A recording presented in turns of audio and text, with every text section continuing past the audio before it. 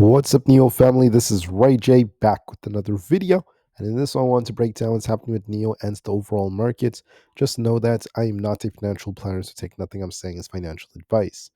Right now, NIO is trading sideways, not really doing a whole lot. We do have a double top leg structure that's developed, and there's not really a whole lot of news that's coming out so far for NIO in particular. They had very, very strong deliveries for the month of October, and we're still holding up nicely above our 50 EMA. But in case we do end up losing 7.15, there is that risk of further downside. We have to see if we bounce off this to see some more upside. Heading into tomorrow, it's going to be Friday. There's just a couple of Fed speakers in the morning, alongside the Michigan Consumer Sentiment Data at 10 o'clock a.m. There's not really much else coming out. We're still seeing NEO supporting the 8th CIIE, at least so far, and that's what we're seeing. Nothing too significant, at least thus far. In terms of earnings, it's just very minor earnings heading into tomorrow. And if anything, I would say that we're still looking bullish in terms of our direction on NEO. If we can hold above this trend line right here, I think there's a good chance of this potentially continuing to uptrend. So we're showing some strength compared to the overall market. We're only down 1.7%.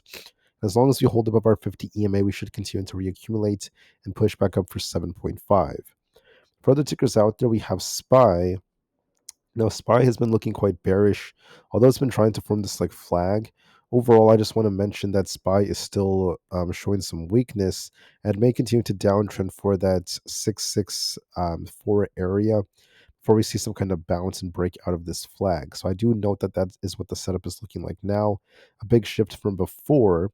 And I think that we might bounce tomorrow morning before we continue to consolidate and slowly downtrend for this target before seeing a potential bounce. That's what I lean towards, at least for now. Same thing with the QQQ. We may continue to downtrend before we come closer towards our 200 EMA at 602. Then we'll see if we bounce off that or not. So I recommend just watching that very, very closely as time goes on. We can also draw out a flag over here. So it looks just like this. And this may continue to develop, at least for now. This is our channel on the triple Q, and we might be approaching the lower 600s before we get some kind of bounce. On the IWM, we're showing some weakness. We have this gap to fill at 238. If we don't hold 240, I do expect that to dip more. ES may also downtrend a bit more for the lower 6,700s, and we'll see if we bounce from there. NQ could also be dipping to about 25,000 flats, and we'll see how it goes. Bitcoin's also on a downtrend. We're going to see if we could hold around 100,000 or not. And finally, Tesla, it kind of like pumped a little bit with Elon Musk's pay package being approved, and now we're kind of flat. So it's very much just trading sideways for now. We need to break 450 to be a little bit more bullish, or lose 440 to be more bearish. I expect this to consolidate, but there is still some downside risk because of this head and shoulders like pattern that has developed. So just be very, very careful with that. Much of the news has been priced in with Elon Musk's pay package being approved. Nvda might be dipping towards 185. Apple may also continue to downtrend and retest 266. And then for a few more, we have AMD, which got a rejection, could be dipping to 228. Coinbase could be downtrending back down for 288. Amazon is also dipping. It's on a bit of a downtrend. Could be looking for 237.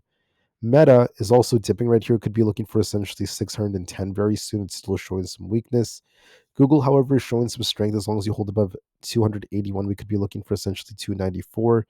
And finally, Microsoft is technically on a downtrend, favoring move back down to 495. Finally, the VIX has an inverse head and shoulder, so it could just try to go a little bit higher. We're going to see if we get back above 20 or not. If we do reclaim 20, we're looking for a bigger push higher, but just temporarily.